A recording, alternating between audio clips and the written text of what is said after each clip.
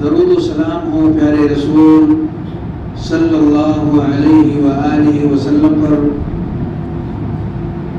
جنہیں رب ذوالجلال نے دنیا والوں کی ہدایت، رہبری اور ان کی رہنمائی کے لیے بھیجا۔ محترم حضرات، اطاعت اور بندگی کا نہایت ہی عظیم الشان موسم، جسے ہم فصل بہار بھی کہیں، یہ رب العالمین کا مسلمانوں پر بہت بڑا انعام اور اکرام ہے کہ اس نے اس جیسا موسم ہم مسلمانوں کو عطا فرمایا، جس میں مسلمان اپنی اصلاح کے لیے اپنے دلوں کو درست کرنے کے لیے ان اعمال کو انجام دینے کی کوششیں کرتے ہیں جو اس ماہ مبارک کے اندر مشروع کی گئی۔ ان کا سیکھنا، ان کا سمجھنا اور اس پر عمل کرنے کے لیے کوششیں کرنا اس ماہ مبارک کا نہایت ہی محترم الشان عمل ہے۔ دن میں صیام اور رات میں قیام جیسے عظیم الشان شعائر کو ہم انجام دیں، یقیناً یہ وہ اعمال ہیں جن کی حفاظت کرنی، جن کو نبی کریم صلی اللہ علیہ وآلہ وسلم کی سنتوں کے مطابق انجام دینے کی کوششیں مسلمانوں کے لیے بہت بڑی سعادت ہے۔ نماز پڑھنا اور روزہ رکھنا اپنے آپ میں ایک بڑی نعمت ہے، اور ان کی حفاظت کی فکر کرنا،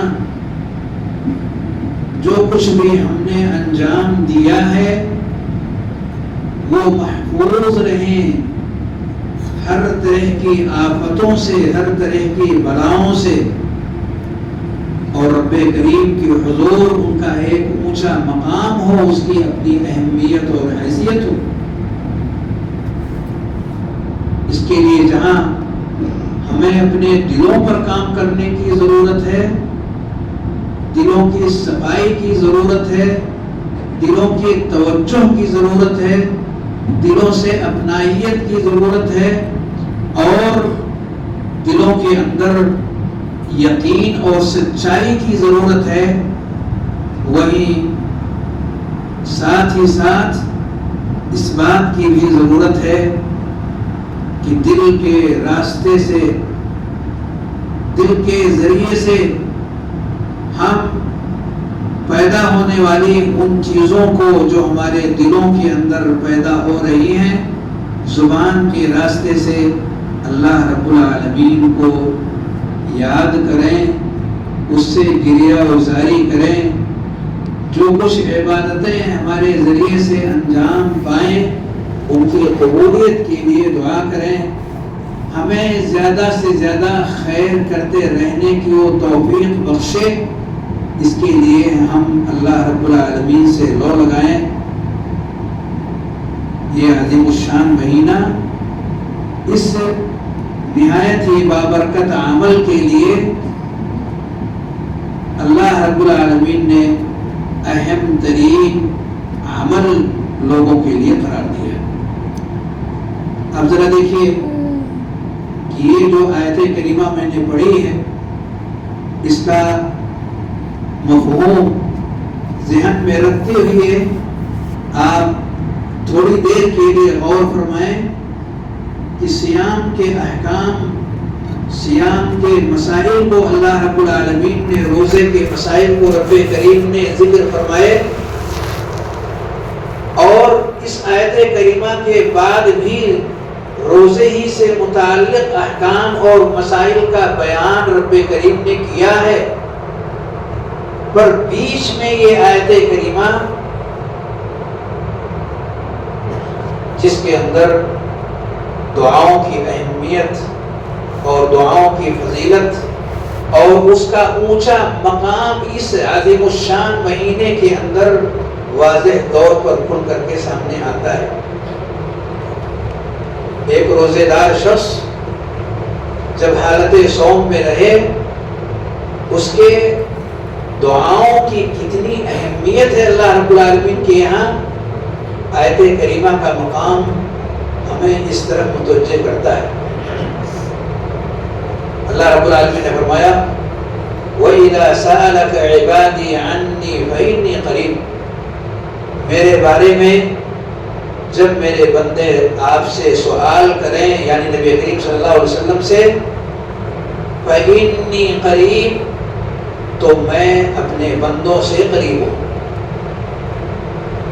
قابل غور بات یہاں یہ بھی ہے کہ اللہ رب العالمین نے ڈائریکٹ اپنی حیثیت اور اپنا مقام بندوں کے سامنے بلا کسی واسطے کے ذکر فرمایا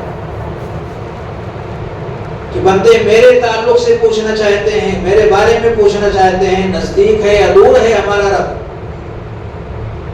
تو اللہ رب العالمین نے نبی کریم صلی اللہ علیہ وسلم کے واسطے کے بغیر کہ آپ لوگوں سے کہہ دیجئے کہ میں قریب ہوں، ایسا نہ کہہ کر کے رب کریم نے ڈائریکٹ لوگوں سے خطاب کیا، فَإِنِّي قَرِيبٌ، یعنی اے لوگوں میں آپ تمام سے قریب ہوں، دور نہیں ہوں، قریب ہوں۔ ہر شخص، ہر بندہ، ہر مسلمان، ہر روزے دار اگر اس بات کا احساس اپنے ذہن و دماغ کے اندر قائم رکھے کہ ہمارا رب ہم سے قریب ہے، ہمارا رب دور نہیں ہے، وہ بہت نزدیک ہے ہم سے، شہر رب سے بھی زیادہ وہ ہم سے قریب ہے، یا یہ بات ہمارے ذہن میں نہیں آنی چاہیے کہ ہمارا عقیدہ یہ ہے کہ ہمارا رب ساتویں آسمان کے اوپر عرش عظیم پر مستوی ہے، اور آیت کریمہ میں یہ بتایا جا رہا ہے کہ ہمارا رب ہم سے قریب ہے۔ دونوں میں کسی طرح کا کوئی ٹکراؤ نہیں ہے۔ اونچے اور بلند مقام پر فائز ہوتے ہوئے ہمارا رب ہم سے قریب ہے، اپنے علم اور اپنی قدرت کے اعتبار سے۔ ہمارے رب کا وجود اور اس کا استوا یہ ساتویں آسمان کے اوپر عرش عظیم پر ہے۔ یہ بات بالکل صحیح نہیں کہ اپنے وجود کے ساتھ ہمارا رب ہر جگہ ہے، یہ کفری عقیدہ ہے، کتاب و سنت میں بیان کیے گئے عقیدے سے بالکل ہٹ کر کے ساتویں آسمان پہ ہے۔ ثم استوى علی العرش، اللہ رب العالمین عرش عظیم پر ہے، لیکن یہاں جس نزدیکی کی بات ہو رہی ہے کہ بندے کے اعمال، بندے کے احساسات، بندے کے افکار، بندے کی سوچیں، جو کچھ بھی وہ بولتے ہیں، جو کچھ بھی وہ سوچتے ہیں، جو کچھ بھی وہ کرتے ہیں، اللہ رب العالمین سے پوشیدہ نہیں ہے، بہت قریب ہے۔ اب ذرا دیکھیے آسمان میں چاند اور سورج نکلتا ہے لیکن پورے عالم کو اجالا کرتا ہے، اس کی روشنی سے پورا عالم مستفید ہوتا ہے۔ ہر چھوٹی بڑی چیزیں اگر یہ نہ ہوں تو اندھیری ہو جاتی ہیں، نظر نہیں آتی، دور ہو کر کے بھی وہ ہم سے نزدیک۔ ہمارا رب بھی اپنے علم اور اپنی قدرت کے اعتبار سے ہم سے نزدیک ہے۔ اسی کا تذکرہ اللہ رب العالمین نے اس آیت کریمہ میں کیا ہے۔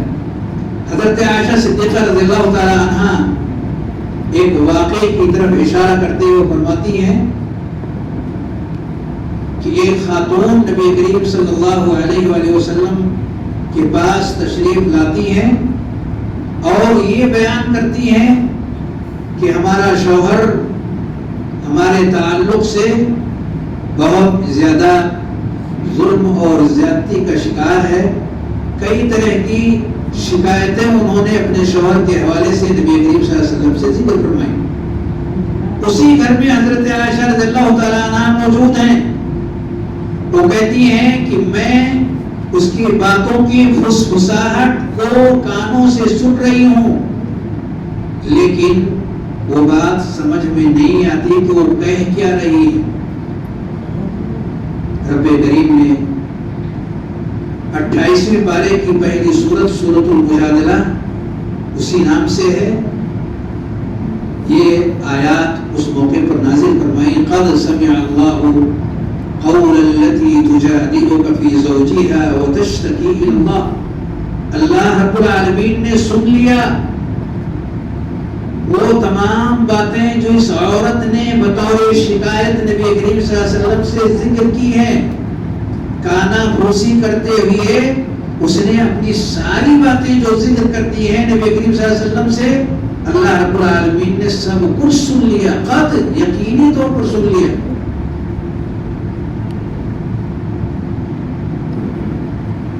واللہ یسمع تحاورکما.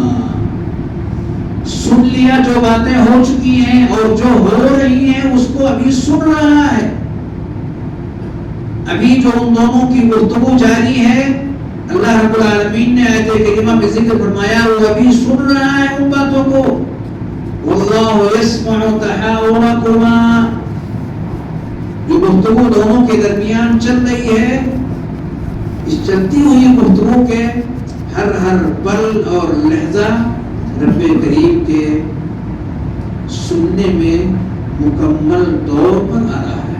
کوئی بھی چیز مخفی نہیں ہے. ایک روزے دار شخص اگر اس یقین کے ساتھ اس ایمان کے ساتھ جو ان آیات کے اندر رب کریم کے حوالے سے ذکر کی جاتی ہیں اگر اس یقین کے ساتھ میں وہ اللہ رب العالمین سے دعائیں کرتا ہے کہ ہمارا رب ہماری ساری باتوں کو سنتا بھی ہے اور قبول بھی کرتا ہے. کوئی بھی چیز نہیں ہے جو نہیں سنتا. ہم چاہے غصے سے بولیں، خوشی سے بولیں، دل کے ارادے کو شامل کر کے بولیں یا ایسے ہی بغیر کسی ارادے کے ہماری زبان پر کوئی چیز جاری ہو جائے، ہر چیز اللہ رب العالمین ہماری طرف سے نکلی ہوئی اس زبان سے سنتا ہے. جو بھی اس زبان سے ہماری باتیں نکلتی ہیں اللہ رب العالمین کے علم میں وہ جانتا ہے. اگر اس یقین کے ساتھ میں ہماری دعائیں نکلتی ہیں آپ یقین رکھیے مسلم تو مسلم اگر کفار بھی اس سچائی کے ساتھ اور اس یقین کے ساتھ اللہ رب العالمین سے دعا کرتے ہیں تو اللہ ان کی دعاؤں کو قبول کر لیتا ہے. فَإِذَا رَكِبُوا فِي الْفُلْكِ دَعُوا اللَّهَ مُخْلِصِينَ لَهُ الدِّينَ لَئِنْ أَنْجَيْتَنَا مِنْ هَذِهِ لَنَكُونَنَّ مِنَ الشَّاكِرِينَ. جب وہ کشتی پر سوار ہوتے ہیں اور سمندر کے بھنور کے اندر وہ پھنس جاتے ہیں، مرنے اور جینے کی کیفیت میں جب وہ پہنچتے ہیں تو اللہ رب العالمین سے دل کی گہرائیوں اور پوری سچائی اور ایمانت داری کے ساتھ وہ اپنے ہاتھوں کو اللہ رب العالمین کی طرف اٹھاتے ہوئے کہتے ہیں اللہ اگر تو نے ہمیں نجات دے دیا تو میں تیرا سچا اور مخلص بندہ بن جاؤں، شرک کو چھوڑ دو. کتنی یقین اور کتنی سچائی کے ساتھ مصیبت سے کے اندر گھرے ہوئے شخص کی زبان سے دل کے کیفیت کے ساتھ ساتھ نکلتی ہے اللہ رب العالمین اسے قبول کر لیتا ہے. اگر آج ہمارے دلوں کے اندر یہ یقین پیدا ہی نہ ہو، ہم تو ایک زمانے سے دعا کرتے آ رہے ہیں لیکن کچھ فرق ہی نہیں پڑتا.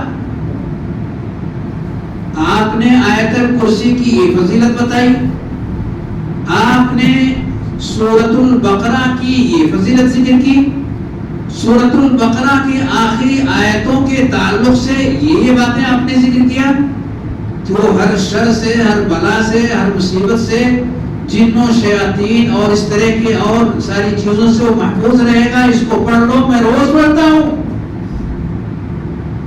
دن میں کئی بار پڑھتا ہوں، کچھ نہیں ہوتا.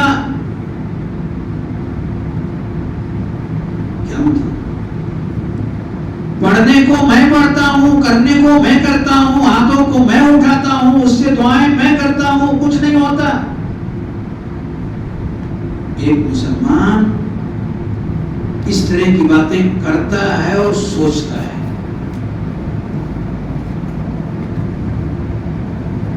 ہم میں سے کتنے سارے ایسے جو ایسی باتیں سوچتے بھی ہیں، کرتے بھی ہیں. 2 منٹ کے لیے اگر پلٹ کر کے دیکھیں کہ ہمارے اس ارادے کا، ہمارے اس یقین کا جو ہماری اس زبان کے راستے سے نکلا کہ میں نے تو دعائیں کر دی، میں نے تو اپنی باتیں رکھ لی، میں نے تو سب کچھ پڑھ لیا، یعنی ہماری کوئی کمی اور کوتاہی نہیں ہے. نہیں ہوتا یعنی وہ اگر نہیں کرتا تو میں کیا کر سکتا؟ نشانہ کس پر؟ سیدھے رب کریم پر. امتحان کس پر؟ اللہ رب العالمین پر. یہ جرأت، یہ ہمت رب کریم کے حوالے سے ہمارے دل و دماغ کے اندر اس طرح کے وسوسے پیدا ہوتے ہیں اور اس پر ہم چلتے ہیں اور پھر چھوڑ بھی دیتے ہیں. کچھ نہیں ہوتا ہے ان سب سے، چھوڑ بھی دیتے ہیں. زبان سے نہ بھی کہیں، ہمارا عمل کہتا ہے. ورنہ کیا ہوا مسلمانوں کو؟ انہیں دعائیں کیوں نہیں یاد ہیں؟ وہ دعائیں کیوں نہیں پڑھتے ہیں؟ وہ اس پر یقین کیوں نہیں رکھتے ہیں؟ نشان رب کریم کے عمل پر ان کا کیوں جاتا ہے؟ تو ہمت اگر باندھنی ہے اپنے عمل پر نہ باندھ کر کے رب کریم کے عمل پر کیوں ہے؟ یعنی ہم نے تو اپنا کام کر لیا پر رب کریم نے نہیں کیا. وَمَنْ أَصْدَقُ مِنَ اللَّهِ قِيلًا وَمَنْ أَصْدَقُ مِنَ اللَّهِ حَدِيثًا. رب کریم سے سچی گفتگو کرنے والا کائنات میں کوئی ہو سکتا؟ ناممکن. اس سے بڑھ کر کے کون ہو سکتا ہے جو اپنے وعدے کو پورا کرنے والا ہو؟ وعدہ خلافی نہیں کرتا، بڑھ کے دیتا ہے. وَالْحَسَنَةُ بِعَشْرِ أَمْثَالِهَا إِلَى 700 ضِعْفٍ إِلَى أَضْعَافٍ كَثِيرَةٍ. بڑھ کر کے وہ دیتا ہے. یہ مہینہ بھی وہی ہے، ایک کریں تو 10 پائیں اور نیت اور اچھی ہے تو 100 گنا بڑھ کر کے. اللہ رب العالمین نے بالیوں کی مثال دی.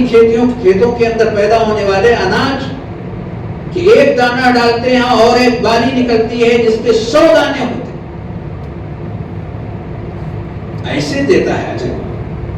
اجر دینے کے بہانے وہ ڈھونڈتا ہے. اور ہمارا پورا زور جو نکلتا ہے وہ اپنے عمل کی اصلاح پر نہیں، اپنی کمیوں اور کوتاہیوں کو دور کرنے پر نہیں، وہ اللہ رب العالمین پر نکلتا ہے. بھائیو، عبادت، دعا عبادت ہے. دعا هو العبادت، یہ عبادت ہے. رقیہ، اس کے لیے کوئی مخصوص انسان کی تلاش نہیں. ہر رقیہ یعنی دعا، ہر شخص اپنے آپ پر دعا کرے. وہ دعائیں جو ہمیں سکھائی گئی ہیں کتاب و سنت کے اندر، اللہ رب العالمین نے آیات کے اندر، نبی کریم صلی اللہ علیہ وسلم نے اپنی مبارک دعاؤں کے ذریعے سے ہمیں ہر چیز سکھائی ہے. بات دراصل یہ ہے جیسا کہ حضرت عمر بن خطاب رضی اللہ تعالیٰ عنہ نے کہا تھا، انی لا احمل ہم الاجابہ. مسلمانوں، ہمیں قبولیت کی فکر نہیں ہے، ہمیں قبولیت کی ذرہ برابر بھی فکر نہیں ہے. حضرت عمر رضی اللہ تعالیٰ عنہ فرماتے ہیں ولیکن احمل ہم الدعاء، مجھے فکر ہے اگر تو دعا کرنے کی فکر ہے. فَإِذَا وُفِّقْتُ لِلدُّعَاءِ وُفِّقْتُ لِلْإِجَابَةِ، اگر دعا کرتے رہنے کی توفیق مل گئی تو یقین ہے کہ اللہ ہماری دعاؤں کو قبول کرے گا. اگر کمیاں ہیں ہماری دعاؤں میں، کمیاں ہیں دعاؤں سے پہلے ہماری زندگی کے اندر، کمیاں ہیں ہمارے کام کاج کے اندر، کمیاں ہیں ہمارے کاروبار کے اندر، کمیاں ہیں ہماری زبان کے اندر، کمیاں ہیں ہمارے اخلاق و کردار کے اندر، کمیاں ہیں ہمارے مال اور دولت کے آنے اور جانے کے اوپر، تو ہم رب کریم کی طرف اس کو کیوں منسوب کریں؟ کیوں نہ ہم اپنی کمیوں کی اصلاح خود کریں، اس کی طرف ہم خود توجہ دیں. تو یقیناً ہمارا رب جیسا کہ اس آیت کریمہ میں کہا فَلْيَسْتَجِيبُوا لِي وَلْيُؤْمِنُوا بِي، انہیں چاہیے کہ وہ آگے بڑھیں، اللہ رب العالمین سے دعا کریں. رب کریم نے جن چیزوں کو اپنانے کا حکم دیا ہے آگے بڑھ کر کے اسے گلے لگائیں، زندگی کو اس کے مطابق ڈھالنے کی کوشش کریں. صیام یہی تربیت دیتا ہے، روزہ ہر مسلمان کو یہی ٹریننگ دیتا ہے کہ کوئی نہیں دیکھتا ہے آپ کو کہ آپ نے چھپ کے گھر میں کچھ کھایا یا پیا، پر یقین ہے اس بات پر کہ ہمارا رب ہم کو دیکھ رہا ہے، اس لیے ہم بھوکے اور پیاسے رہتے ہیں اس امید میں کہ اللہ ہمارے گناہوں کو معاف کر دے گا. صام رمضان ایمانا واحتسابا، اس امید کے ساتھ ہم یہ روزہ رکھتے ہیں. یہ ٹریننگ ہم کو دے رہا ہے، یہ ہمیں تربیت دے رہا ہے کہ مسلمان تو اپنی عملی زندگی کو بہتر بنا لے. انسان دیکھتا ہے نہیں دیکھتا، اسے دھوکہ دینا ہمارے رب نے نہیں سکھایا. وہ مسلم ہے یا غیر مسلم ہے، اس کے ساتھ اچھا ویوہار اور اچھے اخلاق کا طریقہ ہمیں اسلام نے سکھایا. وہ دیکھتا ہے، وہ جانتا ہے، وہ قریب ہے ہم سے. آج اگر ہم یہاں غلطی کر رہے ہیں تو اس غلطی کا خمیازہ وہ دوسرا نہیں ہم بھگتنے والے ہیں. ہماری زندگی میں اس کے اثرات آنے والے ہیں، ہماری زندگی میں دراڑیں پیدا ہونے والی ہیں. کہاں کون سا پارٹ ہماری زندگی میں ہوتا اس کے نقصانات اس زندگی میں اور اس زندگی میں بھی آنے والے ہیں. اسی لیے ڈرتے تھے ہمارے اسلاف، خوف کھاتے تھے، نیکیاں کر کے بھی وہ ڈرے رہتے تھے. ان الذین هم من خشیت ربهم مشفقون، وہ لوگ جو اپنے رب کی خشیت سے کانپ رہے ہیں، ڈر رہے ہیں. اور آگے چل کے اللہ نے کہا والذین یؤتون ما آتوا وقلوبهم وجلة انہم الی ربهم راجعون، وہ دینے کو دیتے ہیں، رب کی دی ہوئی روزی کو وہ خرچ کرتے ہیں. یؤتون ما آتوا وقلوبهم وجلة، لیکن دل کانپ رہے ہوتے ہیں. کس چیز سے کانپ رہے ہوتے ہیں؟ کہیں ایسا نہ ہو رب کے یہاں جانا ہے، انہم الی ربہم راجعون، رب کے حضور جانا ہے، یہ سارے اعمال ہمارے سامنے رکھے جائیں گے. کس ارادے سے ہم نے یہ کیا تھا؟ لوگ ہم کو اچھا کہیں گے، سماج میں ہمارا اونچا نام اور مقام ہوگا، ارادے ہمارے اندر چل کیا رہے ہیں؟ خوف تھا، ڈر تھا ان کے دلوں کے اندر. اسی لیے اللہ نے ان کے بارے میں کہا اولئک یسارعون فی الخیرات وہم لہا سابقون، یہ تو ایسے خوش نصیب لوگ ہیں کہ جو نیکیوں کے راستوں کو تاڑتے رہتے ہیں، دیکھتے رہتے ہیں، پرکھتے رہتے ہیں اور پھر دوڑ لگاتے ہیں. کسی کو بھی اپنے آگے بڑھنے کے لیے وہ چھوڑتے ہی نہیں، ہر جگہ وہ ہر ایک سے آگے بڑھ جانے کا اپنے ذہن و دماغ کے اندر حوصلہ قائم کرتے ہیں. دراصل بھائیوں، اللہ رب العالمین نے اس ماہ مبارک کو ہمیں زندگی سدھارنے کا ایک بہترین راستہ دیا ہوا ہے.